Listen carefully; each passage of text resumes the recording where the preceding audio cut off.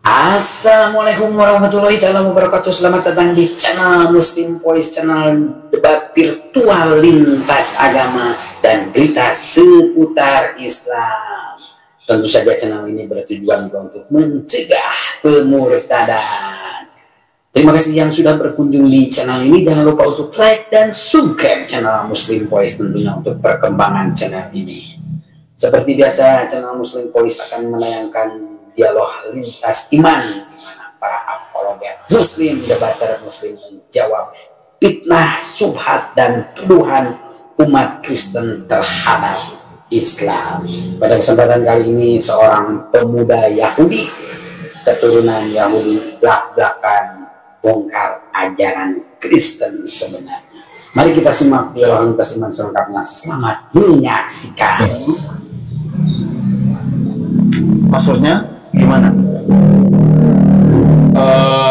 Mau kutanya nabimu siapa atau rasulmu siapa yang kau ikut? Aku gak memiliki nabi. Kamu tidak memiliki nabi. Terus kamu apa? Pakai nama Ibrani, foto profil dewa. Siwo Mahadewa. Maksudnya? Fuji. Dia fitnah ini orang-orang Yudaism. Kenapa Ibrani nama Ibrani foto profil dewa? Inilah seperti Paulus yang mencampurkan ajaran Judaism dengan ajaran Helisme. Aku enggak pernah apapun masuk masjid pun enggak pernah. Siapa suruh kau masuk masjid? Enggak ada yang suruh. Ini orang apa sih ini? Dia mau nyolong di masjid. Maksudnya kota amal itu mungkin, tapi udah ketahuan kabur dia.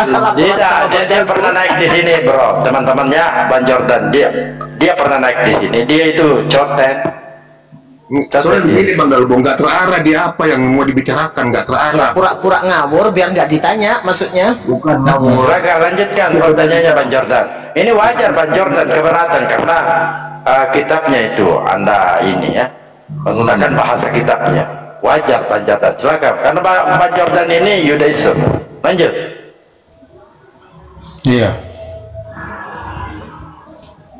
Berbicara yang jelas bro, berbicara yang jelas dan terang-terangan gitu loh. Jangan nggak ngerti. Tapi gimana mau menjawab dengan namanya Jangan sendiri ya. aja Iya. bingung. Kristen-Kristen yang lagi menonton ya, saya katakan di sini ya, jangan menjadi orang munafik yang dikatakan kalau Paulus mengikuti ajaran Yeshua, yang dimana Yeshua membawakan ajaran yang dari Ibrani, ajaran Judaism, tapi kenapa hukum-hukum dibatalkan?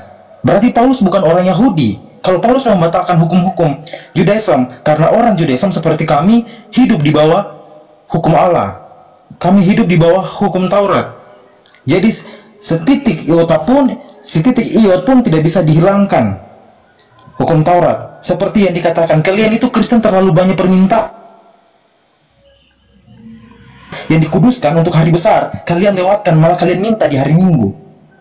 Itu kan lancang sekali. Kalian terlalu banyak meminta kepada Tuhan ketika satu perintah Tuhan saja kalian tidak bisa ikuti. Yang dimana hukum Taurat kalian bilang ikuti, di mana hari Sabat yang sudah kalian hilangkan, hari kudus. Malah ibadah hari Minggu. Malah meminta di hari Minggu. Dan jangan lupa 70 Masehi yang lalu, di Taurat tanah yang kalian curi itu dan memodifikasi ajarannya dalam Vulgata dan Septuaginta untuk menuhankan anak manusia. Perjanjian lama. Alasannya Bang Jordan, pengen tahu alasannya? Tak kasih tahu. Iya. Alasannya babi itu enak Bang Jordan. Itu masalahnya. Itu makanya Paulus, kalau seandainya dia berani mengajarkan di Judaism, pada waktu itu sudah dibunuh. Karena kenapa? Dia lari di Antioquia dan mengajar 1 tahun lamanya, membangun gereja, membangun ajaran Kristen di sana. Memang kamu tahu Paulus? Teman. Kenapa? Kamu tahu Paulus? Saya tahu, seorang pendusta, seorang nabi, seorang rasul palsu yang mengaku sebagai rasul, tapi mukjizatnya tidak ada. Mukjizatnya Kristen yang selalu bawakan apa? Patuk ular tidak mati. Itu kerasulnya yang kalian bilang. Musa saya lebih hebat daripada kalian. Musa Ya. siapa? Coba aku tanya dulu. Musa siapa Tuhan? Moses kami lebih hebat. Moses kami adalah nabi.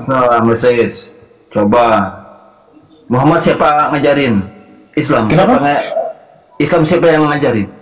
Kamu tanya sama orang Islam, jangan tanya sama saya. Iya, Karena begini, saya percaya dan yakin bapak kami Abraham punya 2 anak, Ishak dan Ismail. Ishak dari Judaism, Ismail dari Islam. Jadi Abraham tidak pernah mengajarkan kepada anaknya yang salah menyembah kepada yang esa. Itu tidak salah.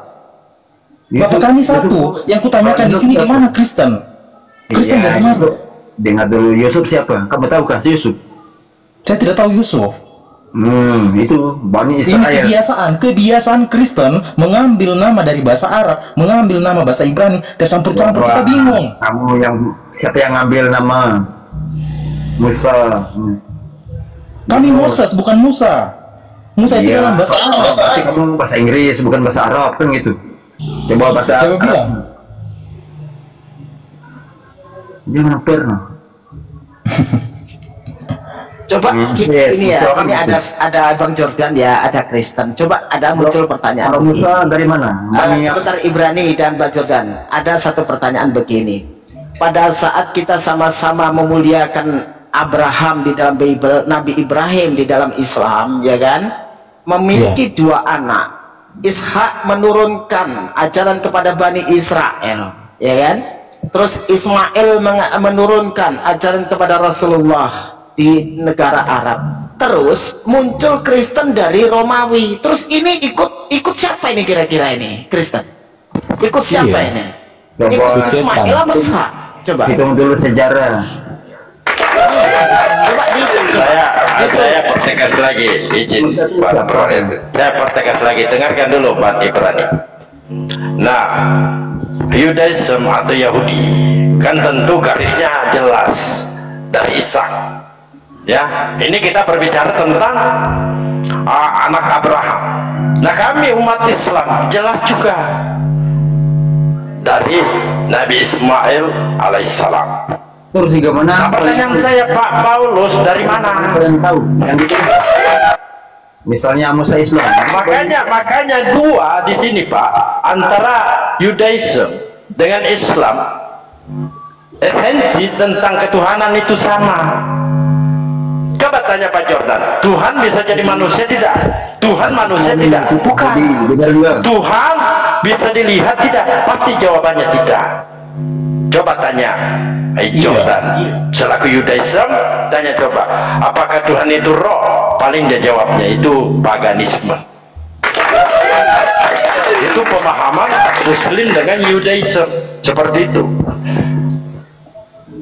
Lanjut. Tuhan bukan roh. Tuhan kalau roh seenaknya membuat kalian membatasi Tuhan. Siapa bilang? Kristen selalu berkata begini. Kristen selalu berkata, kalau Allah tidak bisa menjadi manusia, berarti Allah tidak maha kuasa. Allah tidak punya kuasa untuk bisa berubah-berubah. Justru begitulah kalian mengatakan Allah bisa menjadi manusia. Kalian membatasi Tuhan, kalian membatasi Allah. Karena kenapa? Kekuasaannya kalian membatasi. Ketika Allah menjadi manusia, Allah dicambuk, Allah disiksa, Allah dipukul, Allah digantung.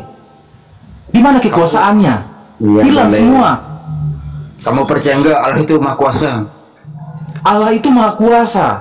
Allah itu punya wujud enggak? Allah bukan makhluk. Makhluk berwujud. Allah bukan makhluk. Saya katakan. Punya wujud enggak? Akal dan pikiranmu tidak pernah sampai ke Allah. Iya, Kamu makanya manusia biasa. Allah itu roh, punya wujud enggak? Allah bukan roh. Allah tidak berwujud. Allah bukan makhluk. Saya katakan, kalau bukan makhluk berarti dia tidak punya wujud. Mengerti? Allah bukan roh.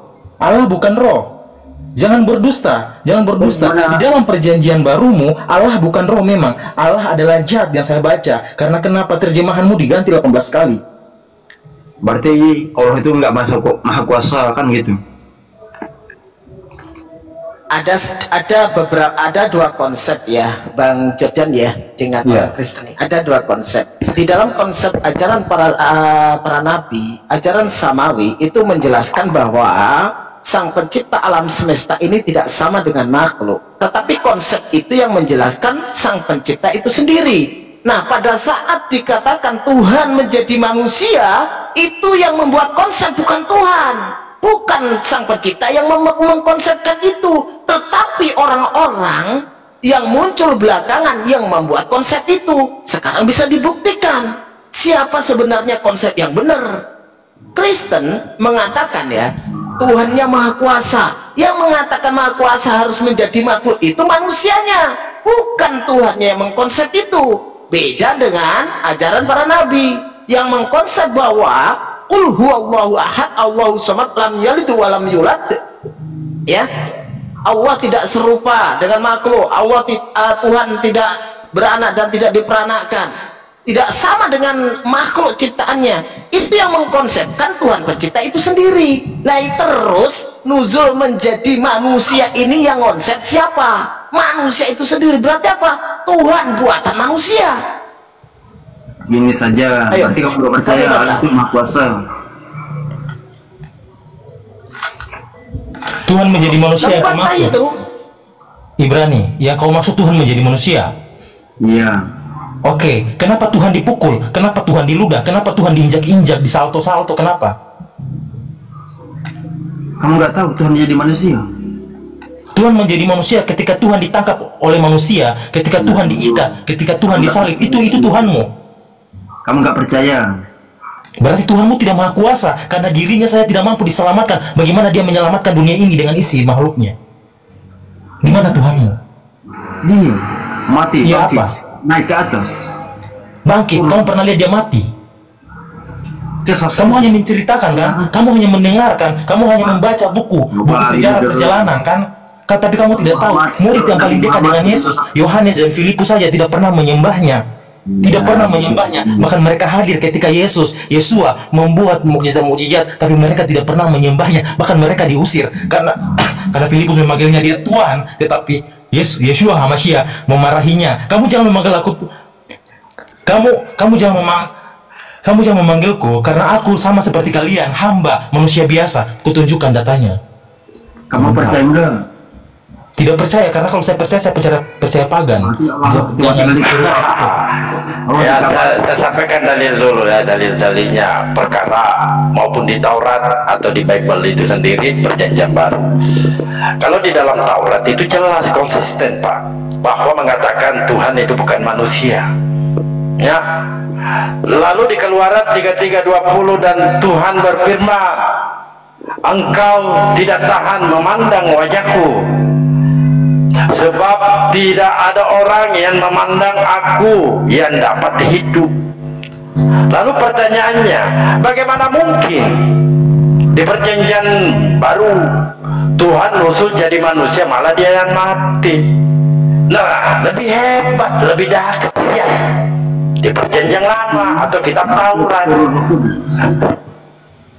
Lebih dahsyat karena di dalam perjanjian lama atau kitab Taurat mengatakan, engkau tidak tahan memandang wajahku, sebab tidak ada orang yang memandang aku yang dapat hidup. Artinya manusia ketika melihat Tuhan, kalau kita rujukkan di Taurat, manusianya yang mati Pak. Ini baru Tuhan, ini baru Maha Kuasa. Nah, ketika di perjanjian baru Tuhannya nusul jadi manusia, malah dikebukin. Coba bertanya. Dikebukin oleh manusia. Tuhan itu Pak, manusia tempatnya bergantung kepada Tuhan, bukan Tuhan yang digantung oleh manusia. Kan kebalik, mana Maha Kuasanya? Ini Ketika balik dikebukin, ada nabi dari Islam yang bisa melihat Allah? nggak ada. Yesus pun tidak pernah melihat Allah Bapa. Menjak Habib bilang gitu, Habib bisa 70 kali sebelum Habib lagi. Kenapa sih Tidak ada. Habib? Dalilnya ada, kami di dalam Al-Quran, bahkan di Talmud itu jelas konsisten. Ya, di kitab Taurat itu konsisten. Tuhannya konsisten Pak. Maksudnya Tuhan yang konsisten gimana? Nah, ketika dia menyampaikan Tuhan tidak dapat dilihat itu Al-Quran selama-lamanya. Beda di Coten Pak. Kalau itu Al-Quran dari yang Maha Kuasa Allah, kenapa ada hadis? Apa hubungannya dengan hadis? Iya, kan biasanya gitu. Hadis itu Pak, perkataan Nabi. Terus yang mana yang utama? Perlakuan Nabi. Mau bahas Al-Quran sama hadis. Mana yang utama? Hadis apa Al-Quran? Bedakan hadis dengan Al-Quran. Tuhan, mana yang sempurna. Itu sejarah Nabi. Makanya di Bible saudara bercampur-campur. Ada perkataan Tuhan, ada perkataan Tante Paulus, ada perkataan murid-murid. Bahkan perkataan-perkataan ini bertentangan. Yang mana harus kita percaya? Ibrani usahakan kalau di room-roomnya debat itu, usahakan persiapan semua. Kamu harus tahu dari sisi mana yang kamu harus berdebat. Karena kalau pemahaman saya tentang Islam itu punya dua, yaitu Al-Quran dan hadis. Al-Quran itu perkataan Tuhan, sedangkan hadis itu perjalanan Muhammad dengan kawan-kawannya itu. Jadi itu 200 tahun jauhnya itu ditulis, tidak satu kali. Menurut kamu gimana yang utama?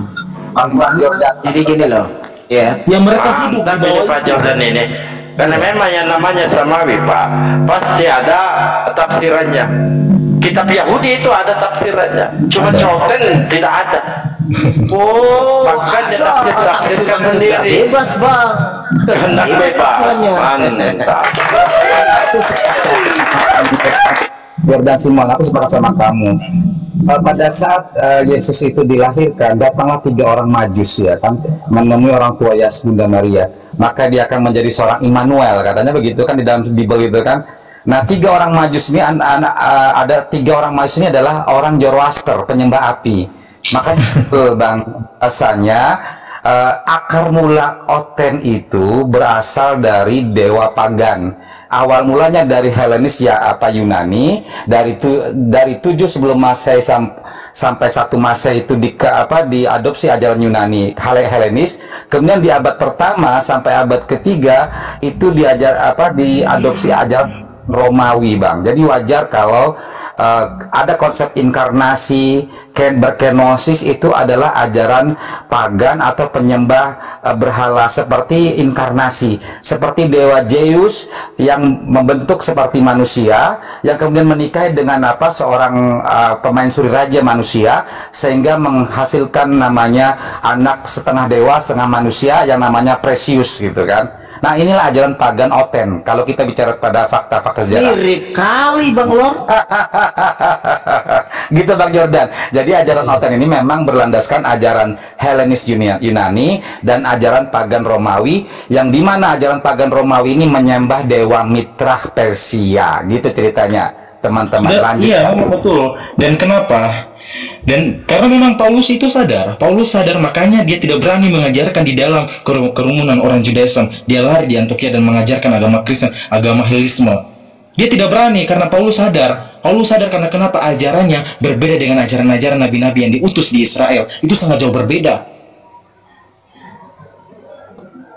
Apalagi seperti yang dijelaskan Bang Dalpo tadi pagi, ya. Terus dibantah oleh seorang Kristen. Itu sebelum namanya Saulus, setelah bertobat namanya Paulus. Dan ada yang dalil yang mengatakan lebih kejam, ya kan, lebih kejam. Nah, setelah bertobat itu lebih kejam. Ternyata setelah menjadi Paulus lebih kejam. Nah, terus mempermasalahkan antara Saulus dan Paulus ini apakah nggak sama, mau sudah bertobat atau enggak.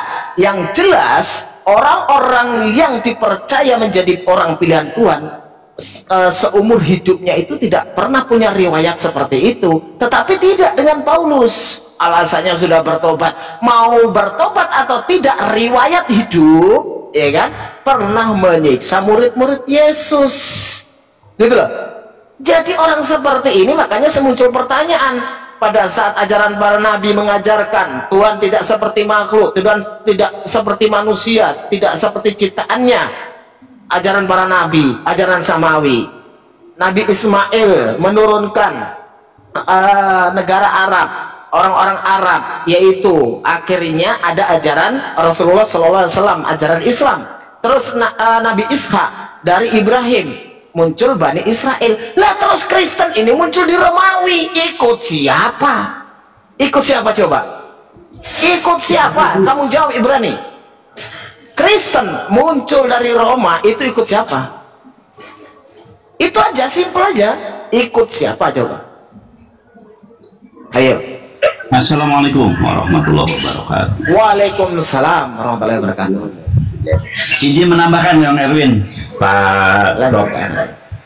Ya, izin Pak Ibrani, di kami punya ajaran begini Pak, ketika ada seseorang mengatasnamakan Rasul, tetapi dalam prakteknya dia menyelisih Rasul, ya, berkata Rasul padahal itu nggak begitu Rasul berkata, maka kami dianggap orang yang sedang menyiapkan neraka jahanam atas perilaku persikap kami yang menyeberang, ya berkata-kata tetapi tidak seperti itu katanya, maka kami sedang menyiapkan neraka jahanam.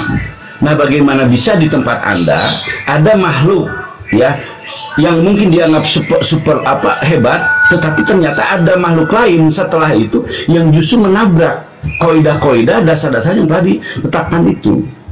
Apakah Anda nggak takut gitu kan? Karena yang seperti saya bilang teman-teman saya berkatakan, Paulus itu menyelisihi loh, menyeberang dan tidak sejalan dengan pemikiran atau apa yang kita dapat dari konteks yang ada di baginda Yesus sendiri. Saya maksudnya sebagai Isa ya, ada sebagai orang terhormat saya melihatnya. Walaupun mungkin bagian teman Muslim nggak sepakat dengan itu, tapi saya melihatnya dia adalah orang hebat, orang baik, orang terkemuka gitu kan. Kalau konsep Islam, kalau saya nyamakan Isa dengan adalah Yesus gitu kan. Dan itulah. Tetapi kalau kemudian ada makhluk lain, gitu kan, sekelas Paulus yang kemudian menyelisih itu semua, ya tidak menjalankan apa yang dicontohkan oleh orang hebat ini atau mungkin entitas hebatnya. Kalau orang mungkin Anda menganggap saya sebagai memanusiakan ya, walaupun kami menganggap saya sebagai manusia, sebagai nabi. Katakanlah ada entitas yang oleh Amerika Tuhan tapi justru menyelisih ajaran Tuhan itu sendiri. Tuhan disunat, bukan itu kan ajaran jadinya kan. Tuhan mungkin ajaran yang diharamkan apa. Nah, Anda menyelisih itu semua. Apakah Anda nggak takut? Ini adalah sebagai bentuk daripada apa ya? Kalau kami mungkin hadis doib ya, ajaran doib yang akan menentang ajaran kesungguhan Islam. Hari ini pun demikian dalam Islam. Kalau ada sekelas saya kemudian menyelisih Rasulullah, ya kami akan dikatakan bidat dan salah. Mungkin itu teman-teman. Pak Lot, terima kasih. Host, terima kasih. Lanjut. Nah, begini dong Ibrani, begini kan enak. Kamu diam, kamu belajar. Begitu. Sama dikit mungkin Pak ini ya, Kang Yordan, tidak ada kebencian kami kepada Anda. Kami tidak sedang mengajak Anda untuk lari dari konsep kebenaran secara akal, logika, akal budi kita. Islam mengajak Anda untuk menyembah kepada satu Tuhan. Yang kalau saya berani katakan, Tuhan itu Tuhannya Musa, Tuhannya Ibrahim, Tuhannya Yakub, Ayub, Tuhannya Adam. Kami mengajak itu loh saudaraku. Ya, yang tidak terlihat, tidak dijangkau oleh kemampuan kita, keterbatasan ini. Apa salah ini? Kami mengajak Anda untuk taat patuh tunduk kepadanya kan? Itu ajaran kami. Kemudian kami mengikuti itu, tidak mabuk, tidak judi, tidak zina. Apa kami salah? Kami berkurban, sebagai orang tertentu juga berkurban. Kami berpuasa, orang tertentu juga berpuasa. Apakah kami salah? Sementara Anda hari ini adalah orang, maaf kata, orang sedang mengikuti cara-cara iblis. Hal makanan saja dari awal tentang diusirnya Adam dan Surga kan masalah makanan. Anda telah sama seperti iblis. Apa nggak takut gitu ya? Coba pikirkan, ini kita berangkat dari rasa kesungguhan kecintaan kami kepada makhluk lain dan tidak kebencian. Ketika Anda jadi Muslim, Anda seperti kami, tetap taat, tertunduk kepada Tuhan. Tidak ada ketika anak Islam terus kami jadi bebas, udah bebas si Jordan udah jadi Muslim, si Ibrahim jadi Muslim, saya udah bebas. Nggak begitu. Anda taat, kami taat. Apa tidak melihat itu gitu kan? Dan apapun yang Anda tuduhkan kepada Islam itu semua adalah tuduhan-tuduhan palsu, tuduhan bohong, dan itu diada-adakan. Ayat Quran mengatakan demikian. Mereka mengada-adakan dusta. Sementara yang kami sampaikan tidak demikian. Kami tidak memandang ya Ka'bah sebagai batu yang kemudian kami sembah, bukan. Ya kan? Tidak pernah kami. Kenapa kami jauh sono dari Ciamis apa menyembah batu di Solo sebelah sono? Tidak. Gitu loh. Soalnya yang Kristen yang selalu menghina batu hitam itu karena mereka tidak paham dengan sejarahnya. Padahal mereka tidak tahu Bapak Abraham dan anaknya Ismail yang menemukan batu itu. Betul. Jadi saya kira kami gini. Ayo Pak Arya, silakan Pak Arya. Stop. Lanjut. Kita tambahkan Bang. Sedikit edukasi lagi ya bagi teman-teman. Saya edukasi ini yang kudu belajar ini kan. Itu belajar kali mereka nih. Yang begini. Seperti apa para nabi terdahulu ya, merasa heran loh itu ketika musuh-musuh Allah Subhanahu wa taala menolak risalah atau ajaran yang dibawa oleh para nabi. Dan mereka mengatakan sesungguhnya kami mengingkari nih ya, mengatakan orang-orang kafir ya, kafirun, musyrik terdahulu. Sebenarnya kami mengingkari apa yang kamu disuruh atau diperintahkan untuk menyampaikannya kepada kami. Dan sesungguhnya kami benar-benar dalam keraguan yang menggelisahkan terhadap apa yang kamu ajak kami kepadanya. Nah, itu di surah Ibrahim ayat 9. Itu mereka mengingkari itu, mereka mengatakan itu. Nah, kemudian para nabi menjawab di surah Ibrahim ayat 10. Itu jelas itu. Apakah ada keraguan terhadap Allah bahwa Allah lah pencipta langit dan bumi? Nah, itu cukup. Sekian, standby. Ya, sedikit bahan jalan. Apa yang sudah diterangkan oleh Bang Yordan Simon tadi, memang Pauluslah bapakmu, kata Bang Dalbo. Jadi Paulus adalah bapakmu. Ternyata menurut pakar Bible ya di Eropa, di Amerika, dari Profesor Paulus itu Kristus yang sebenarnya gitu kan. Dan Paulus itu dikatakan sebagai rasul palsu atau nabi palsu, atau dapat dikatakan hamba iblis, ya kan. Ini menurut pakar Bible loh ya, tidak tanggung-tanggung. Bukan pendeta-pendeta koplak yang ada di Nusantara yang tidak paham sejarah. Karena namanya pakar itu berarti punya keilmuan yang tinggi gitu kan, dia mempelajari semua Bible. Contoh Profesor Bud Edmond ya, dia awalnya adalah Oten, kemudian dia setelah membongkar Bible Perjanjian Baru ternyata menemukan banyak sekali kejanggalan ya dalam Bible yang penuh kontradiksi, sehingga dia menjadi seorang ateis gitu kan. Ini fakta-fakta lagi loh, fakta-fakta keilmuan dari pakar-pakar yang ada di luar negeri. Nah, maka wajar saja di Amerika, di Eropa, banyak orang meninggalkan agama Kristen tadi. Karena apa? Mereka memahami, oh ternyata agama Oten ini kok terjadi banyak kontradiksi dalam Bible maupun sejarahnya. Karena di dalam, menurut The Jesus Seminary, 70 orang pakar Bible yang bergabung membedah Bible, hanya 12% saja, ada hanya 18% saja yang perkataan Yesus. Sisanya adalah yang tidak jelas atau anonim, yang menulis ayat-ayat sisipan gitu kan, yang mengutip dari penyair-penyair filsafat Yunani. Memang berat, dan kenyataan itu berat kan ya. Tapi ya, terima kasih Bang. Lanjut Bang Yordan. Memang sangat berat, ya, kebenaran itu berat ya. Ya, sebentar, izin ya Bang Bentalo, sebentar, ada mama saya soalnya. Saya dimarah kalau begini. Ya, nanti saya naik lagi ya. Ya, assalamualaikum. Sebenarnya ya, orang-orang Kristen ini harusnya bersyukur ya, beruntung orang-orang Yahudi itu di luaran Bani Israel sana masih mau ya menyapa atau ngobrol ya. Kalau sebenarnya kalau melihat dari satu ajaran yang ada penyelewengan ya kan, pada saat hukum Taurat itu diselewengkan, itu sebenarnya sikap-sikap Yahudi kalau menghinakan Kristen itu wajar. Coba kita lihat ya, janganlah kamu menyangka bahwa aku Yesus datang untuk meniadakan hukum Taurat atau kitab para nabi.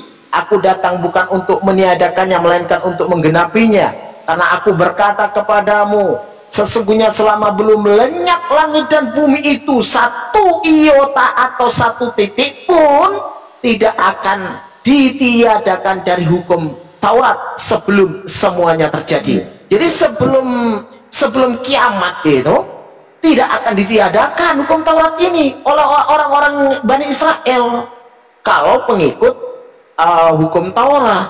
Apa kata Paulus? Kamu tahu bahwa aku tidak seorang pun yang dibenarkan oleh karena melakukan hukum Taurat, tetapi hanya oleh karena iman dalam Kristus Yesus. Sebab itu kami pun telah percaya kepada Kristus Yesus, supaya kami dibenarkan oleh karena iman dalam Kristus dan bukan oleh karena melakukan hukum Taurat. Sebab tidak ada seorang pun yang dibenarkan oleh karena melakukan hukum Taurat. Di sini ya, Paulus dengan sukanya ngomong seperti ini. Ya pantas saja Kristen itu ya kan, tidak dianggap oleh orang-orang Yahudi. Kenapa? Kuasanya apa coba Paulus membatalkan hukum Taurat ini? Ya kan?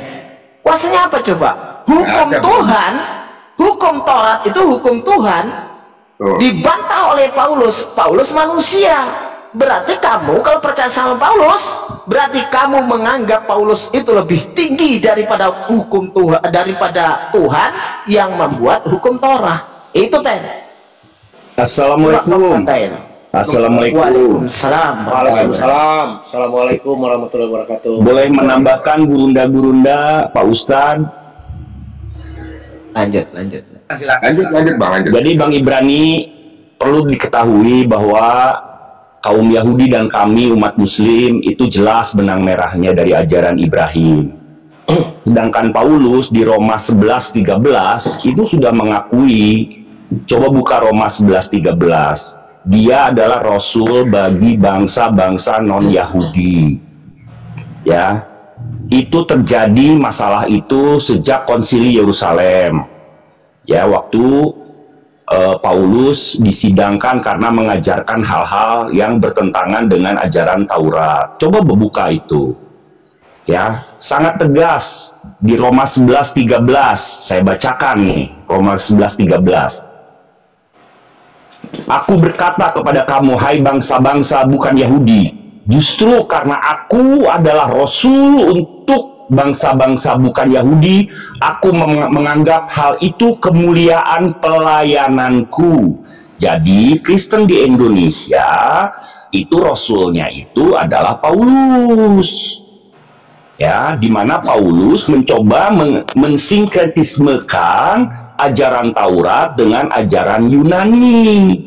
Karena beliau akan mengajarkan ini ke orang-orang Romawi. Nah, makanya Taurat diterjemahkan dalam bahasa Yunani. Itulah yang terjadi dengan Bible Anda sekarang. Itu adalah hasil karya Paulus. Itu tambahan, silakan yang lain, monggo. Di bawah saya nulis, saya baca ada yang mengklaim bahwa Roh Kudus ya telah memenuhi Paulus. Coba, apa sih Roh Kudus itu yang kalian pahami? Apa sih gitu kan? Apakah boleh Roh Kudus yang diklaim dia adalah makhluk Tuhan itu sendiri, kemudian dia menyelisihi ajaran Tuhan? Apakah Roh Kudus tidak dimiliki oleh Nabi Musa, Nabi Ibrahim, yang mana Musa kalian ambil kitabnya? Ayolah, ketika Anda mengklaim memiliki Roh Kudus, tapi Anda dalam praktek Anda lari dari konsep kebenaran Islam secara akal budi kalian, bahkan sejarah pun Anda hianatin, apa Roh Kudus ada pada kalian? Kalian menganggap Nabi kami tidak punya Roh Kudus, tapi dalam prakteknya beliau itu melaksanakan apa-apa yang orang-orang terdahulu laksanakan. Orang baik terdahulu dilaksanakan. Apa yang salah gitu? Ketika ruku sujud bukan klaim umat Islam belaka, tidak. Orang terdahulu pun melakukan ruku dan sujud. Ketika Nabi kami mengajarkan puasa, orang terdahulu pun berpuasa, berkurban, berhaji, malah berhaji, menutup aurat, menutup pudung di kepala. Ketika Anda itu mengatakan itu salah, bersunat, tidak tepat, ya Anda salah. Disunat juga. Sebentar, ada tamu. Dilanjut teman-teman, dilanjut, ada tamu. Jadi saya lanjutkan ya, saya lanjutkan. Jadi jelas ya, jadi jelas di sini Paulus lah yang menjadi peletak dasar agama Kristen. Maka dari itulah sebabnya mengapa Yesus telah mewanti-wanti kepada umatnya bahwasanya akan datang nabi-nabi palsu yang akan merusak ajaran tauhidnya. Nah, seperti apa kata Yesus dalam Matius 7 nomor 15 sampai nomor 21. Waspadalah terhadap nabi-nabi palsu yang akan datang kepadamu dengan menyamar seperti domba, tetapi sesungguhnya mereka adalah serigala yang buas. Nah, ini perkataan Yesus itu marah Yesus sebenarnya ketika Paulus datang merubah ajarannya. Karena gitu di Matius 7 membahas, dari buahnya lah kamu akan mengenal mereka. Dapatkah orang memetik buah anggur dari semak-semak duri, atau buah arah dari rumput duri, gitu katanya. Dan demikianlah setiap pohon yang baik akan menghasilkan buah yang baik, sedangkan pohon yang tidak baik menghasilkan buah yang tidak baik pula. Itu kata Yesus. Demikian, stand-by. Itulah. Kalau suka nyolong-nyolong dia nggak paham, Bang. Padahal kalau berbicara tentang Roh Kudus ya, Rohul Kudus itu di dalam Bible nggak ada. Di original text itu nggak ada. Yang ada itu di Al-Quran. Rohul Kudus itu yang ada di Al-Quran. Betul. Kalau di dalam Bible itu, kalau diterjemahkan sebenarnya hantu suci. Coba kita buktikan ya. Al-Quran banyak sekali ayatnya yang menjelaskan tentang Rohul Kudus. Bismillahirrahmanirrahim. Walaqad ataina Musal kitaba wa qafaina min ba'dihi bil rusul wa ataina Isa bin Maryamal bayyinati wa ayyadnahu bi ruhil qudus. Coba, ada bi ruhil qudus yang ada di Al-Qur'an. Wa atainahu bi ruhil qudus, memperkuat dia dengan Rohul Kudus. Nah, jadi kalau orang-orang Kristen mengatakan punya Roh Kudus, di mana original teksnya ada Roh Kudus? Yang ada Roh Kudus itu menjelaskan Roh Kudus itu Al-Quran. Gak ada itu. Makanya nyolong-nyolong dimaknai dengan berbeda, ini kacau. Akhirnya jemaatnya itu banyak yang tersesat dengan terjemahan tersebut. Gitu loh. Makanya Ibrani kamu belajar, kamu bertanya tentang Al-Quran dan hadis. Kitabmu sendiri saja tidak tahu. Coba nanti kamu bahkan mungkin nggak tahu ya kalau kamu akan diusir oleh Yesus. Dan pada saat itu akan berkata seperti ini Yesus itu, nyalah dari hadapanku kalian semua pembuat kejahatan. Siapa dia? Bukankah aku sudah bernubuat demi namamu? Bukankah aku sudah bermukjizat demi namamu? Bukankah aku sudah mengusir setan demi namamu Yesus? Yesus akan menjawab pada saat itu. Yesus menjawab, nyalah dari hadapanku kalian semua pembuat kejahatan. Siapa itu? Coba kamu renungkan. Siapa yang selama ini mengusir setan demi nama Yesus, bermukjizat demi nama Yesus, dengan menyebut nama Yesus, menyebut Yesus Tuhan? Ya Kristen. Makanya itu kita lihat dari buahnya, dari buahnya hasil pengajaran nabi-nabi palsu, yaitu mengajarkan Yesus Tuhan, bernubuat demi nama Yesus, ya kan? Kamu baca itu Bibelmu, dan Yesus menjawab seperti apa? Kamu baca biar kamu tahu. Jadi ternyata bukan orang Islam yang diusir Yesus. Karena orang yang mendapatkan kerajaan surga itu bukan orang yang menyebut Yesus Tuhan, bukan yang berbujizat demi nama Yesus, bukan, tetapi yang mengikuti kehendak Bapa yang di surga. Kehendaknya apa? Menuhankan Bapa, mengikuti kehendak Bapa, perintah Bapa yang disampaikan oleh Yesus, yaitu ajaran-ajaran Yesus. Mengenal engkau satu-satunya Allah yang benar dan mengenal Yesus Kristus yang telah engkau utus. Itu loh, kamu pahami gitu. Jangan terus bertanya Habib itu siapa, masalahnya apa coba buat kamu.